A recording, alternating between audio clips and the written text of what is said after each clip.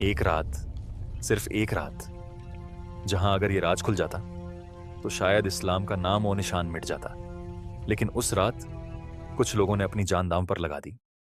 اندھیری رات، چپکے سے 70 لوگ ایک پہاڑی کے نیچے مل رہے ہیں، کوئی آواز نہیں، کوئی روشنی نہیں، لیکن اچانک ایک چیخ پوری رات کی خاموشی توڑ دیتی ہے۔ محمد اور ان کے ساتھی جنگ کی تیاری کر رہے ہیں، اور یہ ہے دوسری عقابہ کی وہ رات جو آج تک لوگ بھول نہیں پائے۔ السلام علیکم دوستوں، ابن اشاق کہتے ہیں کہ بنو ان نجار کا یہ دعویٰ تھا کہ ابو امامہ اسعد بن جرارہ پہلے شخص تھے جنہوں نے اپنا ہاتھ بڑھایا، اس کے بعد باقی لوگ بھی بیعت دینے لگے۔ جابر کہتے ہیں ہم ایک ایک کر کے نبی صلی اللہ علیہ وسلم کے سامنے کھڑے ہوئے اور بیعت کی تاکہ ہمیں جنت نصیب ہو۔ 2 عورتوں کے متعلق بیعت زبانی لی گئی تھی کیونکہ نبی صلی اللہ علیہ وسلم نے کبھی کسی غیر محرم عورت سے ہاتھ نہیں ملایا۔ پھر نبی صلی اللہ علیہ وسلم نے لوگوں سے کہا کہ وہ اپنے درمیان سے 12 لوگ منتخب کریں جو اپنی قوم کی طرف سے ذمہ دار ہوں اور اس معاہدے کے معاملات سنبھالیں۔ آپ نے فرمایا 12 آدمی میرے پاس لاؤ جو تمہارے نمائندے ہوں تاکہ وہ اپنی قوم کے ذمہ دار ہوں۔ ان نمائندوں میں سے 9 لوگ خزرج سے تھے اور 3 اوس سے۔ خزرج سے اسعد بن زرارہ، سد بن الربی، عبداللہ بن رواحہ، رافی بن مالک، البرا بن مرور، عبداللہ بن عمرو بن حرام، عبادہ بن الصامت، سد بن عبادہ اور المندر بن عمرو بن خنیس۔ اوس سے اسید بن حدیر، سد بن خیتھمہ اور رفاہ بن عبد المندر۔ ان کی تکراری کے بعد نبی صلی اللہ علیہ وسلم نے ان سے ایک اور عہد لیا کہ وہ ذمہ داری نبھائیں گے۔ آپ نے فرمایا تم اپنی قوم کے ذمہ دار ہو بالکل اسی طرح جیسے عیسیٰ بن مریم کے حواری اپنی قوم کے ذمہ دار تھے، اور میں اپنی قوم کا ذمہ دار ہوں، یعنی مسلمانوں کا۔ انہوں نے اس بات کو قبول کر لیا۔ جب لوگوں نے بیعت مکمل کر لی اور معاہدہ ہو گیا تو ایک شیطان نے اس راز کو فاش کر دیا۔ آخری لمحے پر وہ بلند جگہ پر چڑھ کر زور سے چلایا، لوگو، محمد اور یثرب کے لوگ تمہارے خلاف جنگ کی سازش کر رہے ہیں۔ رسول نے فرمایا یہ عقابہ کا شیطان ہے، اللہ کے دشمن، ہم ابھی جا رہے ہیں۔ پھر آپ نے لوگوں کو حکم دیا کہ اپنے اپنے خیموں میں لوٹ جاؤ۔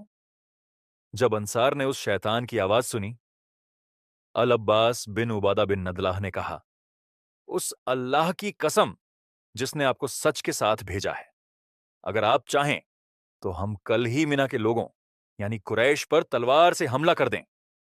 لیکن نبی صلی اللہ علیہ وسلم نے فرمایا ہمیں ابھی اس بات کا حکم نہیں دیا گیا، اپنے خیموں میں واپس جاؤ۔ پھر وہ لوگ صبح تک سو گئے۔ جیسے ہی قریش کو اس معاہدے کی خبر ملی، ہر طرف ہنگامہ مچ گیا۔ انہیں سمجھ آ گیا کہ یہ عہد ان کی زندگی اور تجارت پر گہرا اثر ڈالے گا۔ اگلے دن مکہ کے سرداروں کا ایک بڑا وفد مدینہ والوں کے پاس آیا تاکہ اس معاہدے پر سخت احتجاج کرے۔ انہوں نے کہا خزرج کے لوگوں، ہمیں پتہ چلا ہے کہ تم یہاں آئے ہو محمد کے ساتھ عہد کرنے اور اسے مکہ سے لے جانے کے لیے۔ خدا کی قسم، ہمیں یہ بالکل پسند نہیں کہ ہمارے درمیان جنگ ہو۔ مدینہ کے مشرکین جو اس رات سے بے خبر تھے قسم کھا کر کہنے لگے کہ یہ بات بالکل جھوٹ ہے۔ عبداللہ بن ابے نے بھی ان الزامات کو رد کیا اور کہا کہ اس کی قوم بنا اس کی رضا کے کوئی ایسا کام نہیں کرے گی۔ مدینہ کے مسلمان خاموش رہے، نہ تصدیق کی نہ انکار۔ قریش کے لوگ مشرکین کی باتوں سے مطمئن ہو کر واپس چلے گئے، لیکن پوری طرح مطمئن نہیں تھے۔ انہوں نے تفصیل سے تحقیقات شروع کی اور آخرکار یقین ہو گیا کہ بیعت واقعی ہو چکی ہے۔ لیکن تب تک مدینہ کے لوگ نکل چکے تھے۔ غصے میں آ کر انہوں نے ان کا پیچھا کیا، لیکن صرف سد بن عبادہ کو پکڑ سکے۔ انہیں سخت عذاب دیا گیا، مگر بعد میں ان کے تجارتی تعلقات کی وجہ سے کچھ لوگوں نے انہیں چھڑا لیا۔